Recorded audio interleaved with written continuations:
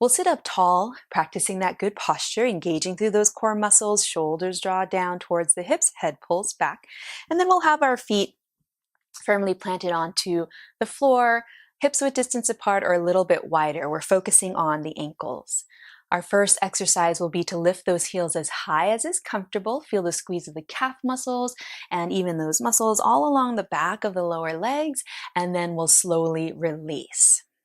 So we'll lift as high as is comfortable, squeeze, and then release. Let's do that 3 more times. Lift, squeeze, release, and twice more. Lift, squeeze, release, and then one last time. Lift, squeeze, and release. Let's scooch those feet a little bit more forward so that the heels are right under the knees. And then now we'll lift the toes, the balls of the feet as high as you can comfortably. Feel the squeeze of the muscles along the front of the lower legs and the ankle. Feel that squeeze and then release. We'll lift, squeeze, and release. Always practicing that good posture. When we practice that good posture, we're engaging and strengthening the core. And then lift, squeeze, release. And then one last time. Lift, squeeze, and release. Let's move to the sides of the ankles. Let's place our hands onto our thighs as a reminder that we don't want the knees to come in and out. So we want to keep those knees as stable as you can. Now we'll roll to the outer edges of the feet.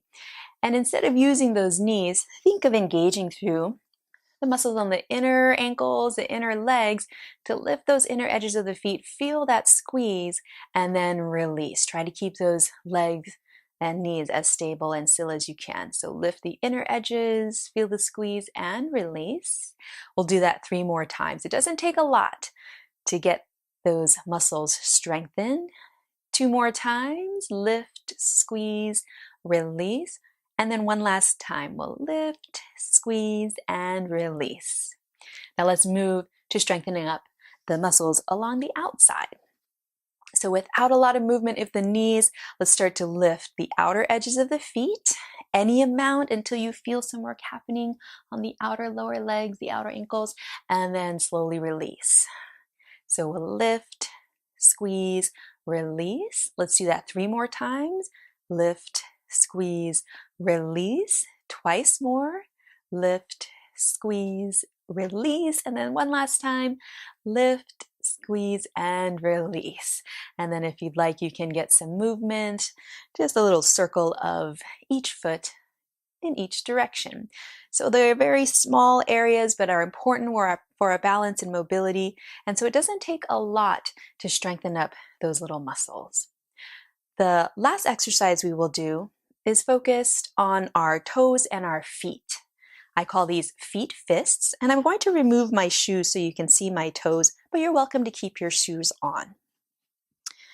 So like the name suggests, of fist feet, or feet fists, we're going to be making fists with our feet. So you can imagine my hands are the feet. We're going to curl those toes in, feel that work done with the muscles along the soles of the foot, the toes, and then we'll slowly release and spread the toes wide, maybe even lift the toes off of the floor. So if you do have your shoes still on, just do the best that you can.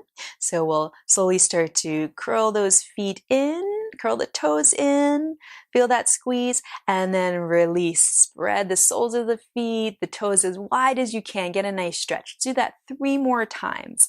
Squeeze them in, and then release, expand, and then twice more. Remember, our toes, they grip the floor. Let's stretch it out. So we want to make sure that the toes and the feet stay really strong. And then spread them out. Wiggle those toes if you need to. Cross them if you can. Okay.